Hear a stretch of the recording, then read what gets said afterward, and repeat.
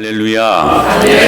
오늘은 내가 죽도록 충성하라 라는 제목으로 말씀을 나눌 때에 우리 가운데 큰 은혜가 임하기를 간절히 바랍니다.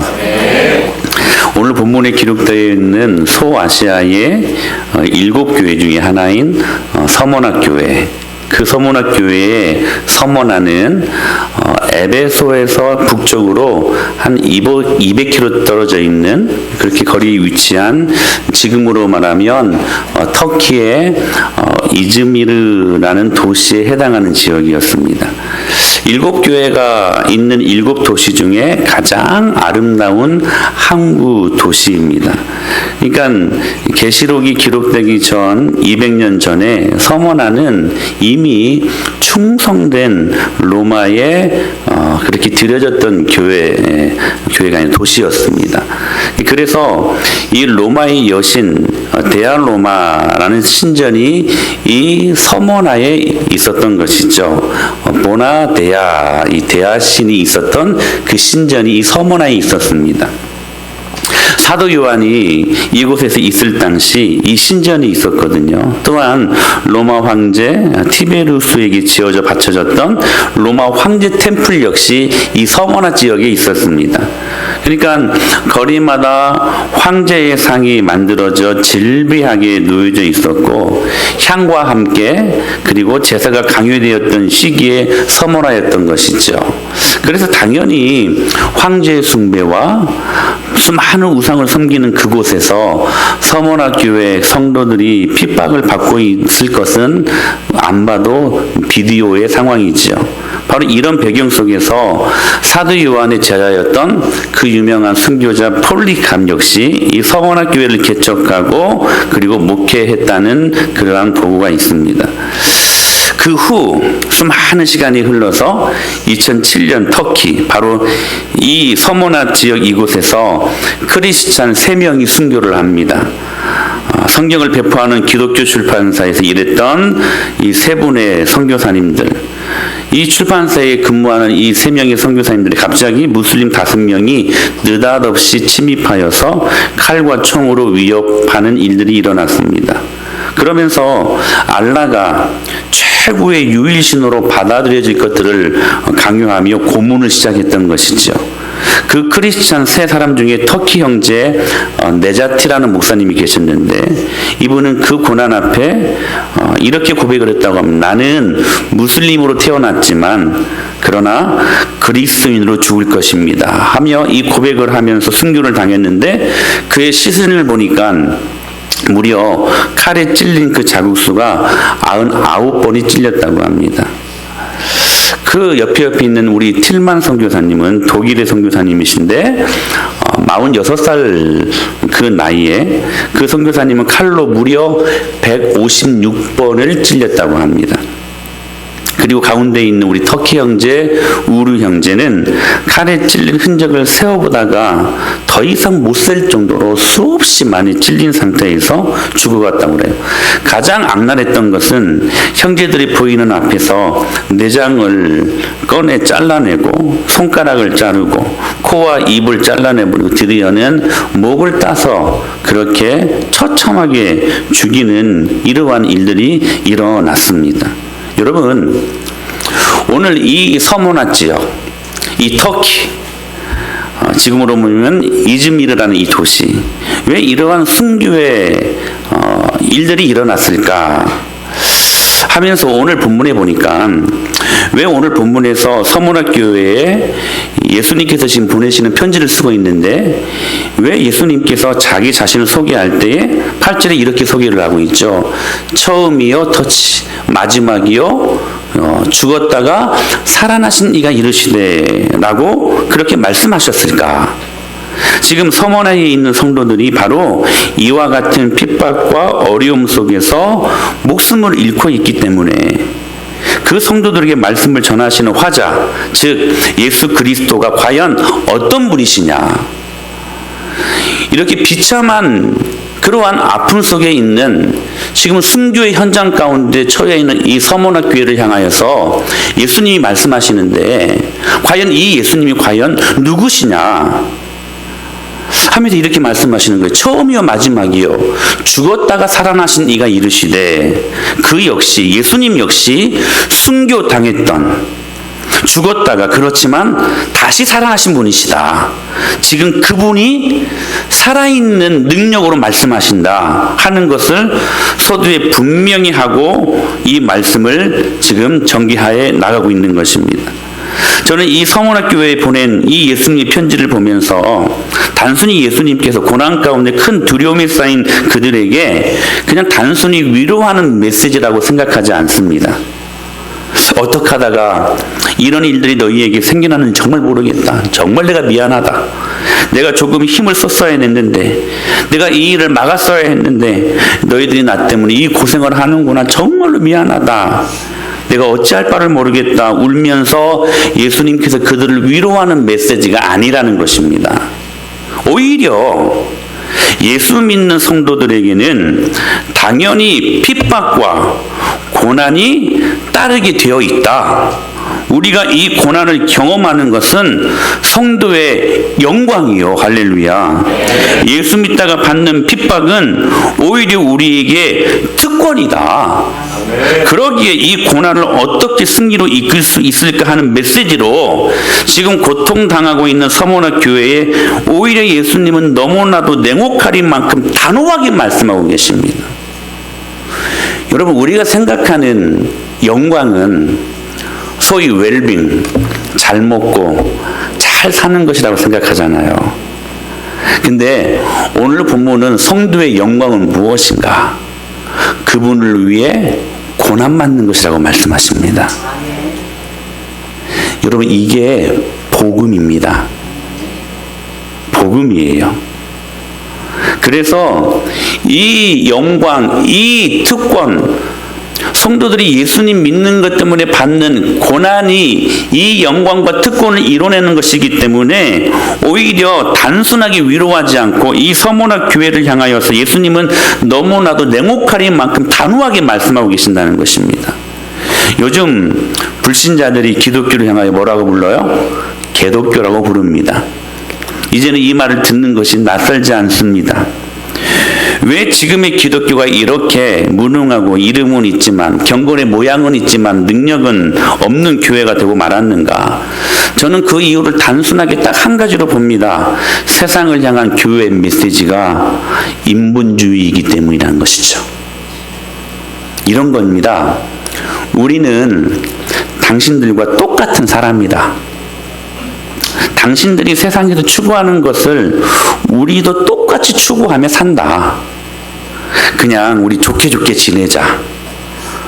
당신들이 추구하는 것을 교회 안에서도 얼마든지 추구할 수 있고 같이 누릴 수 있는 것들이다. 아이고, 어렵게 생각하지 마세요. 별 차이 없어요. 구별할 필요도 없어요. 당신이나 예수 믿는 나나 똑같습니다. 이런 메시지를 교회가 세상을 향하여 전하고 있을 때 교회는 세상의 조롱거리가 될 수밖에 없다는 것입니다. 교회인 여러분이 그렇게 살아갈 때 세상은 교회를 그렇게 조롱할 수밖에 없다는 사실이에요. 그런데 주님은 우리에게 분명히 말씀하시죠. 세상과 우리는 근본적으로 다르다는 거. 그래서 여러분, 세상에서 추구하는 가치와 예수님 안에서 추구하는 가치는 당연히 다릅니다. 아니, 달라야 합니다. 할렐루야. 그들이 기뻐하는 근거와 우리가 기뻐하는 근거가 달라요. 같으면 안 돼요. 같으니까 세상이 우리를 조롱하는 거예요.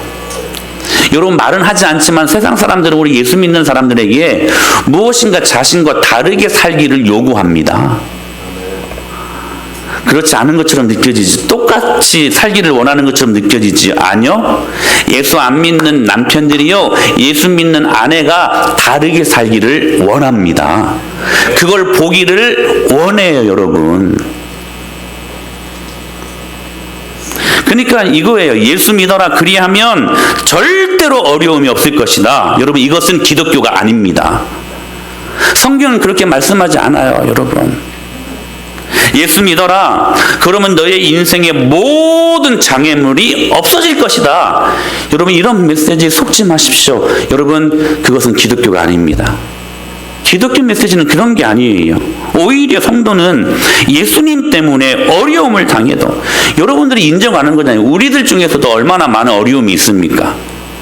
오히려 우리가 생각하는 웰빙, 막 기쁨, 막 세상적인 어떤 가치 기준에 따라서 막 잘 먹고 잘 사는 것보다도 오히려 여러분 많은 어려움과 많은 환난과 많은 기도 제목들이 우리의 삶의 현장 속에 있잖아요. 사실.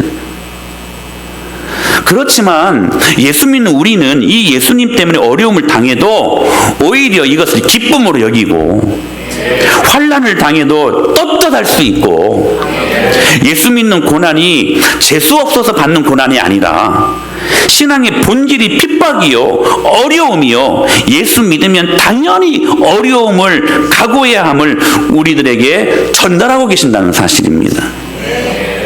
그래서 여러분, 저는 이 말씀을 절대로 우리가 지나칠 수 없는 것 같아요. 디모데후서 말씀 시작. 무릇 그리스도 예수 안에서 경건하게 살고자 하는 자는, 여러분, 이 말씀은 진리입니다. 메이비가 아니에요. 어쩌면 그렇게 될 것이다. 아니, 여러분, 이 표현이 아니에요. 그럴 수도 있다, 그럴 수도 없다, 이게 아니에요. 예수님 안에서 우리가 경건하게 살고자 한다면, 말씀대로 살고자 하면, 진짜 예수쟁이로 살기를 원한다면, 여러분, 당연하게 어려움과 핍박과 고난은 따라오게 된다는 거예요. 메이비가 아니에요, 여러분. 어쩌다가 아니에요. 어쩌다가 아니에요. 여러분, 가정에서 정말로 예수 믿는 남편과 예수 믿는 아내로 살기를 원한다면 예수 안 믿는 가족 때문에 핍박을 받게 되어 있다는 거, 이게 진리입니다. 학교에서요, 여러분, 정말로 예수님 잘 믿고 예수님 증거하게 되면 우리가 예상치 못하는 고난이 따라올 수 있다는 사실이에요. 제가 언젠가 신혼이에게 물었어요. 어젠가 그젠가. 신혼아, 학교 생활 어떠냐? 뭐 괜찮아요 그러더라고요. 정말 어때? 뭐 친구들 관계도 어떠냐 했더니 뭐 괜찮아요 이렇게 이야기를 하더라고요. 제가 그래서 그렇게 이야기를 했어요. 네가 괜찮다고 이야기하는 것은 네가 예수님 말씀대로 제대로 살고 있지 않기 때문에 그렇게 대답하는 것이다. 여러분, 그럴 수도 있다는 사실이에요. 물론 예수님 믿는다는 것 때문에 때로는 손해를 감수하고 고통을 우리가 감내하면서 더 많이 섬기다가 그 섬기는 도를 보고 우리를 칭찬할 수 있습니다. 근데 한 일면에는 오늘 이 말씀에 우리가 근거한다면 내가 예수님을 제대로 증거하지 못하기 때문에, 예수님 말씀대로 내가 경건하게, 여러분, 경건이란 말이 뭐예요? 거룩이라는 말입니다. 세상 사람들과 여러분, 거룩이란 말이 뭐예요? 다르다는 거예요. 구별됐다라는 것입니다. 세상 사람들이 추구하는 그 가치와 우리가 추구하는 가치가 다르다는 거예요. 할렐루야. 그러므로 여러분, 그 다름에서 우리가 구별을 하기 위해, 거룩하기 위해, 경건하게 살기 위해 학교에서 그렇게 우리가 생활한다면, 그리고 예수님의 증거하는 삶을 산다면 때로 우리가 왕따가 될 수도 있다는 사실이에요. 여러분, 여러분의 가정에서는 어떻습니까? 예수 안 믿는 형제들, 예수 안 믿는 남편과 아내들, 예수 안 믿는 남편들과 여러분 화목하십니까? 물론 화목해야죠. 여러분들이 불화를 조장하는 목사는 아닙니다. 화목해야죠. 근데 여러분, 중요한 거 한 가지를 놓치면 안 돼요. 정말로 여러분들이 예수님 안에서 경건하게 거룩하게 살고자 한다면 박해를 받게 되어 있습니다. 남편 부부관계가 안 좋아질 수 있어요. 왜냐하면 예수님 때문에. 아니, 여러분들이 할 일 못하고 그래서 받는 고난이 아니라 정말로 예수님 때문에. 그분을 증거하고 그분 안에서 거룩하게 살고자 하면 어떤 경우에는 부부관계가 나빠질 수 있다는 사실이에요. 근데 그것은 우리가 경험할 수 있는 훈장이라는 사실입니다. 성경은 명확하게 말씀하고 있어요. 우리가 실수해서 잘못해서 잘못 살아서 받는 박해가 아니라 순전히 믿음 지키려고. 할렐루야. 그분의 이름을 증거하고 그분의 이 말씀대로 살기를 원하는 우리의 이 경건하고 거룩한 삶을 살려고 할 때에 받는 그 박해, 그것은 하나님 앞에 훈장일 수 있다는 사실입니다. 오늘 그 교회가 바로 서문학 교회였어요. 그렇다면 이 진짜 예수쟁이 교회, 이 서문학 교회가 받는 박해가 무엇이었는가 한번 우리 말씀을 통해 한번 살펴보십시다. 우리 9절 10절 같이 읽어요. 시작.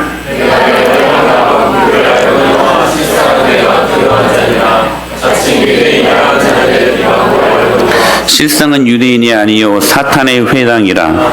너는 장차 받을 고난을 두려워하지 말라. 볼지어다 마귀가 장차 너희 가운데서 몇 사람을 옥에 던져 시험을 받게 하리니 너희가 10일 동안 환난을 받으리라. 내가 죽도록 충성하라. 그리하면 내가 생명의 관을 내게 주리라. 첫 번째, 서문학 교회가 지금 받고 있는 박해는 어떤 박해였냐면 환난이라고 말합니다. 환난. 서두에도 언급했던 것처럼 네자티 목사님, 틸만 선교사님, 우르 형제 받는 이 육체적인 고난을 말하는 것입니다. 예수님 믿는다는 것 때문에. 지금도 나이지리아나 이런 선교지에 보면 이런 일들이 비일비재하게 일어납니다. 정말로 예수님 믿는다는 것 때문에 지금도 몽둥이로 얻어맞고, 나이지리아의 어떤 한 선교사님 가정, 아니 현지인 목사님 가정인데, 그 영상이 이렇게 하나 어떤 집사님을 통해서 제가 공급받았는데, 여러분들에게 차마 보여드리기 힘든 순교하는 장면들이 담겨있는 영상이더라고요. 지금도 예수님 믿는다는 것 때문에 몽둥이를 얻어맞고 발로 막 체임을 당하고 결국에는 나무에 불을 태워가지고 이 세 가정, 그게 목사님 가정에 사모님과 그 딸을 그냥 공개 화형시키는 장면들이 버젓이 드러납니다. 지금도 육체적인 고난을 예수님 믿는다는 것 때문에 받는 백성들이 너무나 많다는 사실이에요. 오늘 9절에 자칭 유대인이 등장하는데, 이들은 빌라도 법정에서 예수님을 십자가에 못 박으라고 했던 바로 그 유대인들입니다. 그러니까 바울의 복음 전도로 막 쫓아다니면서 방해했던 바로 그 무리들, 지금 그 무리들에게 서문학 교회가 환난을 당하고 있었다는 것입니다. 두 번째 박해는 어떤 박해였냐면 궁핍이라는 박해였습니다. 여기서 궁핍은 가난하다라는 의미가 아니라 예수님 믿는다는 이유 때문에 상대적으로 겪어야 하는 손해와 불이익을 말하는 거예요. 우리 지지난주에 오후 예배 때 이상 이야기를 들었었죠. 바보 이상 이야기. 당시에 우물을 얻는다는 것은 무엇을 얻는 것과 같다? 복권을 얻어맞는 것과 같다. 그럼 우물 하나를 파면 최소 3, 4대가 복을 받아요. 물질적으로. 근데 그 우물을 포기하고 떠나잖아요. 바보 이삭. 예수님 믿는다는 것 때문에 실제적으로 받는 고난을 의미하는 것입니다. 지금 우리식으로 말하면 그리스도인이 가기를 해요. 근데 일부러 불신자들이 안 가요. 식당이며 뭐 신발가게며 그리스도인들이 그 가게를 하는데 그것을 어떻게 용케 알고 불신자들이 일부러 안 가는 거예요. 불매운동을 펼치는 거예요. 지금 그리스도인이라는 이 이유로 분명히 실력도 있고 충분한 자격이 있음에도 불구하고 대학교 임용에서 떨어집니다. 이런 것을 말하는 거예요. 철저히 고립시키고 철저히 왕따시키고 철저히 그렇게 소외시키는 궁핍. 지금도 서머나 지역에서는 이 주민등록증이 있잖아요. 그 주민등록증 안에 종교란이 있습니다. 근데 거기에 모슬렘이라고 써 있지 않고 만약 기독교라고 쓰여 있으면 여러분 취직, 뭐 세금, 뭐 진학, 뭐 여러 삶의 어떤 전 영역 속에서 수없이 많이 그렇게 제재를 받는다고 합니다. 실제로 지금 이 일들이 비일비재하게 일어나고 있는 이 현실을 우리는 직시할 수 있어야 된다는 사실이죠. 세 번째, 서문학교에는 어떤 박해를 받는 비방이라는 박해를 받았습니다. 거짓을 만들어 넣어서 중상모략하고 명예를 훼손시키고 모든 것이 사단이 하는 것들이지 애매하게 예수 믿는다는 것 때문에 받는 그 고통. 네 번째는 장차 받을 고난이었습니다. 여기 10절에 그 고난이 10일 동안 이어질 것을 말씀하고 있는데, 이 10일이라는 기간 동안은 여러분 뭐 단순히 딱 수적인 표현, 이 10일이 아니라, 이 문자적인 해석이 아니라 긴 시간을 의미하는 숫자적인 해석입니다. 그러니까 다가올 고난도 굉장히 두렵고 어려운데 그 고난이 지금 길 것이라고 그들에게 지금 말하고 있는 겁니다. 그냥 잠시 눈만 감았다가 눈 뜨면 이 고통 다 없어질 거야가 아니라 그렇게 위로하지 않았어요. 성도들에게 사실이 아닌 것으로 근거 없는 위로를 하지 않으셨다는 거예요. 오히려 이 고난의 현실을 직시하라고 말씀하시면서 성경은 다음과 같이 두 가지 처방전을 내립니다. 이 고난 앞에, 이 말도 안 되는 이 아픈 고난 앞에 너희들이 어떻게 해야 될 것인가? 두 가지를 처방전을 내리시는 첫째는 용기를 가지라는 것이었습니다. 우리 10절 말씀 같이 한번 볼까요? 10절 시작. 너는 장차 받을 고난을 두려워하지 말라. 무슨 말이에요? 용기를 가지라는 것이었습니다. 예수님 믿는 것 때문에 참아야 하고, 혹 여러분의 삶 가운데 예수님 믿는다는 것 때문에 손해보고 혹시 억울해 하셨습니까? 예수님 때문에 핍박과 환난이 여러분 닥친 적이 있습니까? 주님이 그들에게 첫 번째로 주시는 메시지가 뭐냐? 용기를 가지라는 것입니다. 사실 우리는 모든 일에 용기가 필요하지 않습니까? 사업을 할 때에도 용기가 필요합니다. 그렇죠? 얼마나 불투명합니까? 내 소망은 이 사업을 하게 되면 많은 돈을 벌어서 멋지게 좀 살고 싶은데 불투명하잖아요. 그때 우리가 사업을 시작하면 용기를 가져야 할 수 있는 것입니다. 때로 유학을 갈 때 돈 없어서 유학 못 간다는 말은 없는 것 같아요. 용기가 없어서 못 가는 것이지. 용기 있으면 여러분 유학도 갈 수 있습니다. 전혀 미지의 세계, 내가 어떤 우리 말과 다른 말로 공부를 해야 되고, 여러분 이런 여러 가지 면에서 유학을 갈 때 절대적으로 필요한 것은 용기입니다. 때로는 여러분 이사를 갈 때에도 용기가 필요합니다. 혹시 여러분 중에 번지점프 하신 적 있는 분 계십니까? 있으면 손 한번 들어보세요. 번지점프. 다 목사 닮아가지고 겁이 많아가지고 저는요 번지점프 절대로 못합니다. 혹시 그런 상황이 맞닥뜨리게 되면 목사님 번지점프 하세요 이런 말 하지 마십시오. 여러분 번지점프 할 때도 뭐가 필요해요? 용기가 필요합니다. 여러 가지 많은 일들 속에 용기가 필요해요. 근데 중요한 것은, 저는 이번 그 올림픽을 보면서 뭐 TV가 없으니까 이제 뭐 소위 짤방이라고 하나요? 이제 그런 것들 통해서 봤는데, 그 손현재 그 선수의 그 곤봉 연기, 야 이건 진짜 떨리더라고요. 그 곤봉을 휙 올려가지고 하늘에 막 던져가지고 몇 바퀴 막 구르고 난 다음에 그것을 받는 연기, 이거 얼마나 떨립니까? 우리도 떨리는데 본인에게는 여러분 얼마나 큰 용기가 필요할까요? 그런 올림픽에 출전해서 그러한 게임을 할 때에도. 하물며 이러한 것에서 용기가 필요한데, 여러분 왜 성도들이 신앙생활을 하다가 당하는 어려움이 닥쳤을 때 왜 용기를 내지 않느냐 하는 것입니다. 왜 그 순간에 그냥 세상과 타협해버리는가? 왜 그 순간에 주저앉고 그냥 뒤로 물러서 버리는가? 왜 우리 아이들에게 입시시험이 있고 중간고사가 있고 기말고사가 있을 때에는 애들아 용기 내라, 힘내라, 담대해라 이렇게 말하면서, 여러분 신앙생활을 하는데 이 일들 앞에서, 예수님 믿는 것 앞에서는 왜 우리 아이들에게 담대해라, 믿음을 가져라, 용기를 가지라고 말하지는 못하는가 하는 것입니다. 여러분 한번 곰곰이 생각해 보십시오. 아니 여러분들 말입니다. 왜 여러분 형제들에게, 가족들에게 그리스도의 복음을 증거할 용기를 내지 못하십니까? 왜 가깝게 믿지 않는 남편에게 복음을 증거하고 예수 안 믿으면 지옥 간다고 말하지 못합니까? 왜 이 일들 앞에서는 용기를 갖지 못하느냐 하는 것입니다. 한번 여러분의 내면의 모습을 곰곰이 한번 점검해 보십시오. 무엇 때문입니까? 왜 남편들에게, 왜 일가 친척들, 왜 부모님들에게, 아니 내 속으로 난 자식들에게 왜 예수님 믿으라고, 여러 가지 많은 그런 갈등하는 선택의 갈림 속에서 예수님 믿는 것을 믿음으로 선택하고 용기 가져라. 왜 이렇게 말하지 못하느냐는 것입니다. 요한복음 16장 33절에 이렇게 말씀하셨습니다.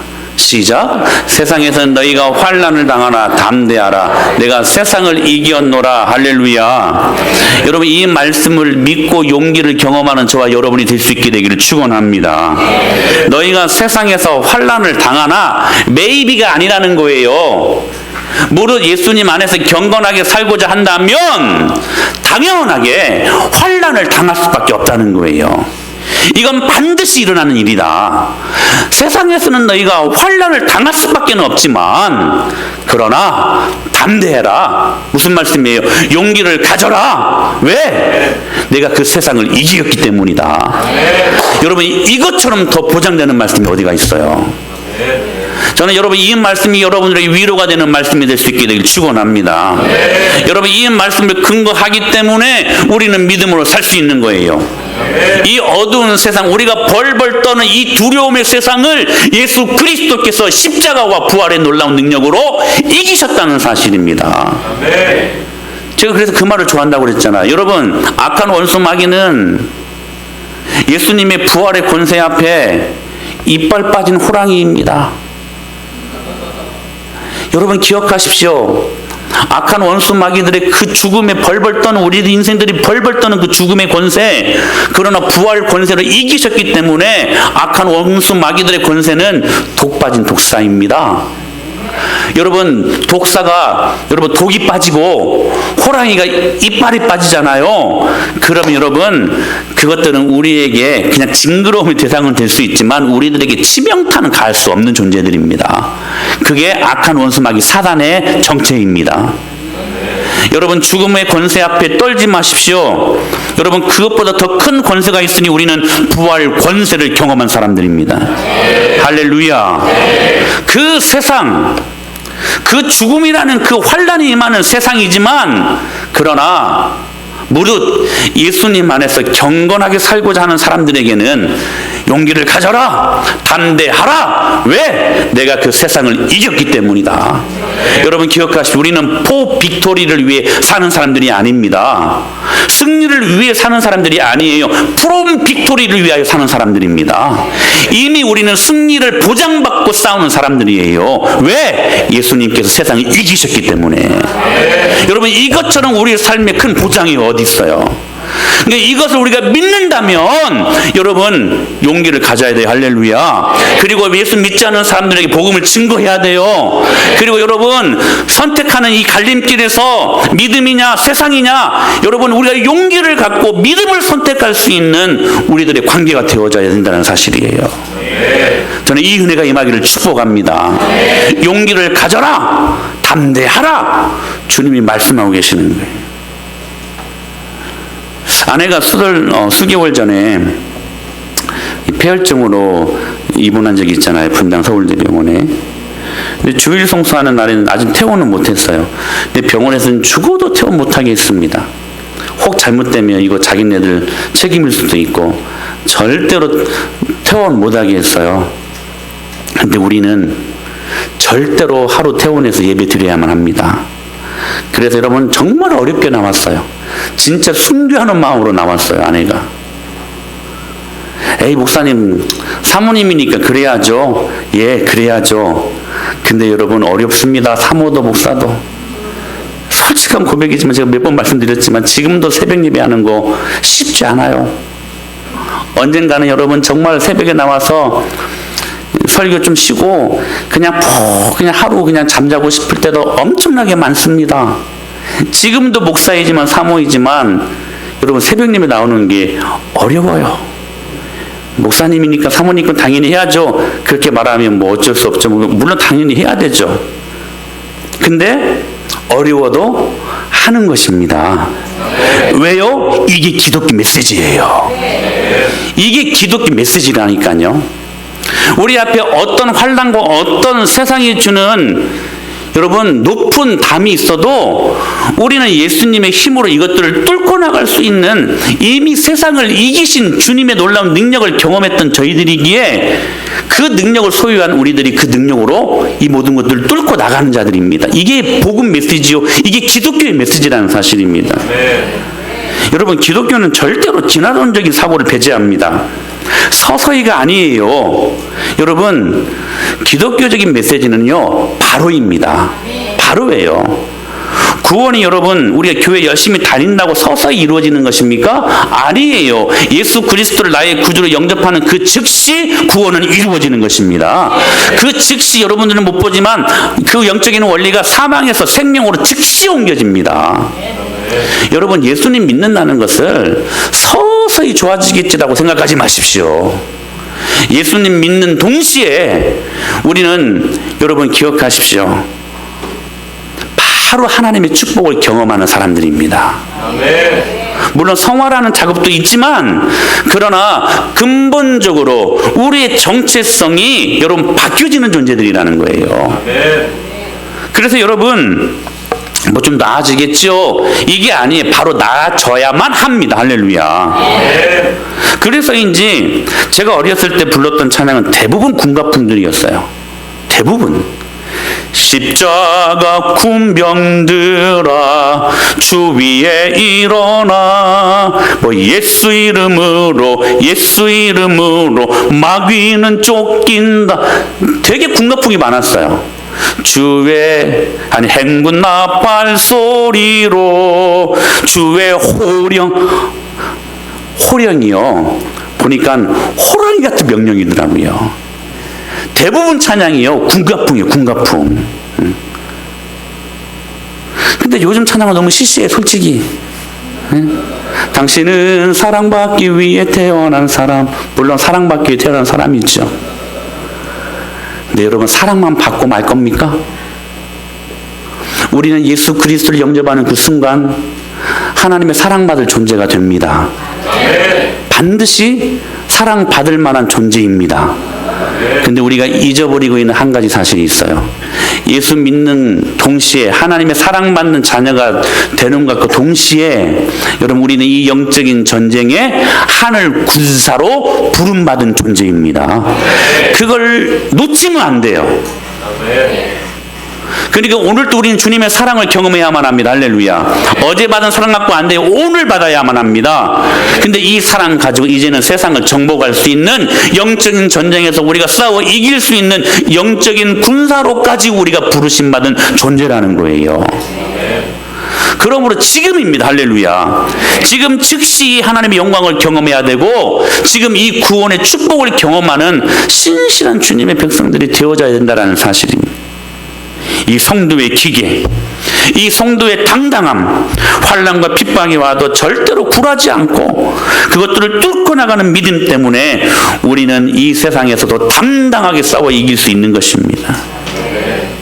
지금 서문학교회를 향하여 첫 번째 처방으로 용기를 가져라, 오늘 저와 여러분들에게 말씀하시는 거예요. 여러분, 담대하십시오. 용기를 가지십시오. 주님이 세상을 이기셨습니다.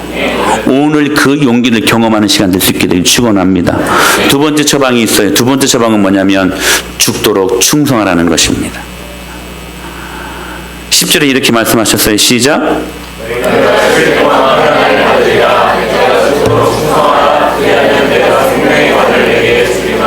이 생명의 관은 우리가 죽어서 이렇게 들어가는 관이 아니라 이 면류관입니다. 면류관.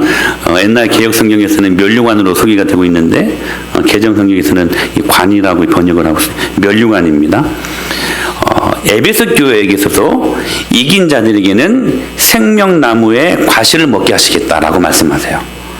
그리고 오늘 이 서문학 교회에서도 이기는 자들에게는 무엇을 주신다? 생명의 관을 주시겠다. 모두 무엇과 직결이 돼요? 생명과 직결이 되죠. 생명나무 과실을 주겠다. 에베소 교회에는. 서문학 교회는 뭘 주겠다? 생명의 관, 면류관을 주겠다. 생명과 직결이 되는 것이죠. 여러분, 하나님의 약속은 이게 진짜 중요한 말씀이에요. 그냥 여러분 과자 선물, 먹고 입고 마시는 선물이 아니라 하나님이 주시는 선물은 뭐냐면 여러분 생명과 직결됩니다. 생명과 직결돼요. 다시 말합니다. 여러분 무슨 말이에요? 죽고 사는 문제라는 거예요. 예수님 믿으면 단순히 이 땅에서 복받고 형통하고의 문제가 아니라 여러분 우리가 예수님을 믿고 교회에 나오는 문제는 어떤 문제냐면 여러분 죽고 사는 문제라는 사실이에요. 생명과 직결되는 문제라는 것입니다. 예수님을 믿으면 생명이 우리 안에 임합니다. 풍성하신 하나님의 임재의 그 생명, 이 생명의 면류관을 주겠다. 근데 이 생명의 면류관은 결코 왕관이 아닙니다. 이 관은 헬라어로 스테파노스라는 단어예요. 스테파노스. 올림픽 선수들이 승리했을 때 쓰는 관, 그 월기수관이 있죠. 그 모진 훈련과 땀방울을 흘리고 결국 승리해서 쓰는 관이 바로 이 스테파노스입니다. 근데 여러분 이 스테파노스에서 어떤 이름이 나온 줄 아세요? 바로 스데반이라는 이름이 나옵니다. 초대교회 첫 번째 순교자였죠. 그 스데반 집사를 이렇게 소개합니다. 사도행전 시작. 스데반이 성령 충만하여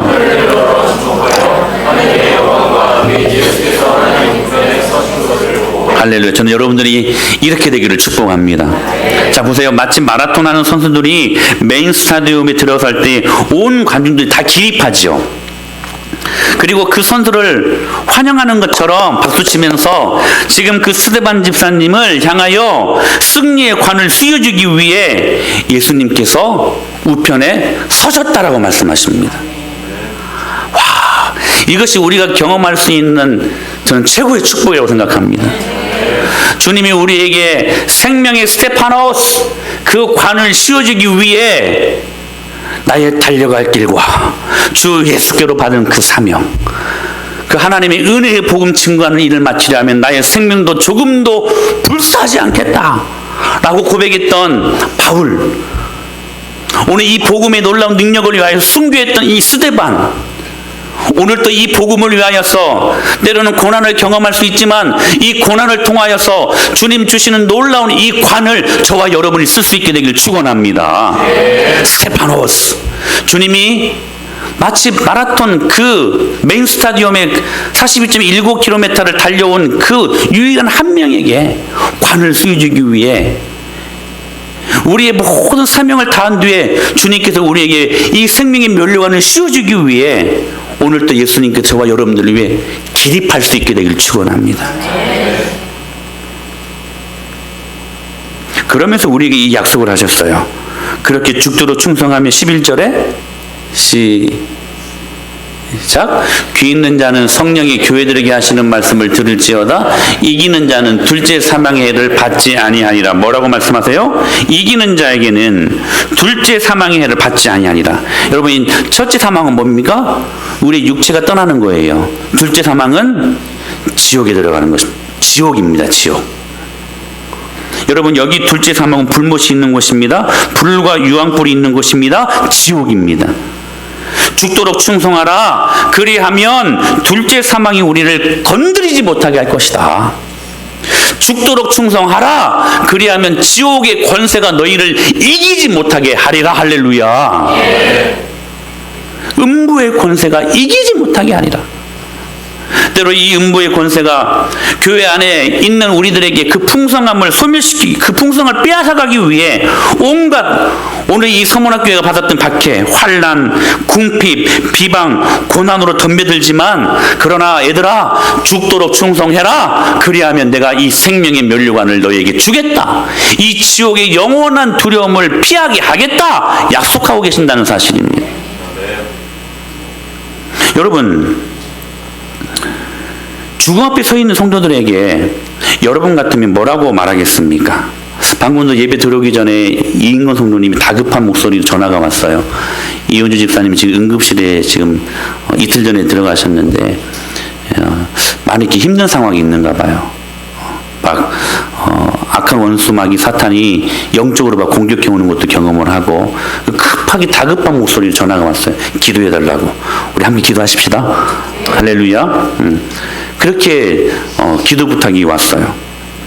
그러니까 계속해서 이 어둠의 권세들은 죽음 앞에 서 있는 성도들에게 계속 이것들을 빼앗아가려고 지금 막 발악하죠. 그럼 우리는 그 죽음 앞에 서 있는 성도들에게 우리 같으면 뭐라고 말하겠습니까? 조금만 좀 힘내십시오. 저도 그렇게 말했어요, 아까. 어떤 경우 내가 막아줄게, 조금만 참아라. 그러나 여러분, 오늘 예수님 처방은 뭐냐면 죽음 앞에 두려움 가운데 서 있는 그 성도들에게 주님은 뭐라고 말씀하시냐면 죽도록 충성하라는 것입니다. 참 냉혹하리만큼 단호한 말씀이죠. 근데 그게 우리가 살 길이라고 말씀하고 있는 것입니다. 요때만 피해라, 이번만 좀 참고 잘 넘겨라가 아니라 네가 지금 아파서 죽겠냐? 힘들어 죽겠냐? 피곤해서 죽겠냐? 아파 죽겠냐? 주님이 주신 답은 뭐냐면 그러면 죽기까지 충성하라는 것입니다. 이게 주님이 주시는 교회에 처방하시는 주님의 처방전이에요. 그러면 살아날 것이다. 할렐루야. 여러분, 이런 말도 있지 않습니까? 죽기 아니면 까무러치기다. 여러분, 우리는 죽어도 천국입니다. 할렐루야. 담대하십시오. 우리 가운데 여러 가지 많은 기도 제목들이 있습니다. 그러나 여러분, 죽기까지 충성하십시오. 그러면 살아납니다. 할렐루야. 그러므로 이번 한 주간 동안 이 메시지를 갖고 여러분 담당하십시오. 위축되지 말고, 고난 앞에 위축되지 말고 어깨를 펴고 여러분 담당하게, 위풍당당하게 여러분 주님 앞에 담대하게 한 주간을 살아가는 저와 여러분이 될 수 있게 되기를 예수님 이름으로 축원합니다. 그때 주님이 살아나게 하실 것입니다. 나는 부활이요 생명이니 나를 믿는 자는 죽어도 살겠고.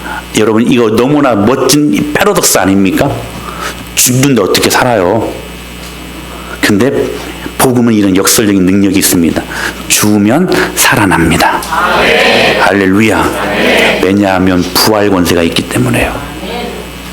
여러분, 죽은 권세 앞에 떨지 마십시오. 한 주간 동안 부활 권세로 이 죽은 권세를 정복하신 예수님 믿고 여러분 당당하게 이번 한 주간을 믿음으로 살아가는 저와 여러분이 될 수 있게 되기를 예수님의 이름으로 간절히 축원합니다. 다 같이 일어나시겠습니다.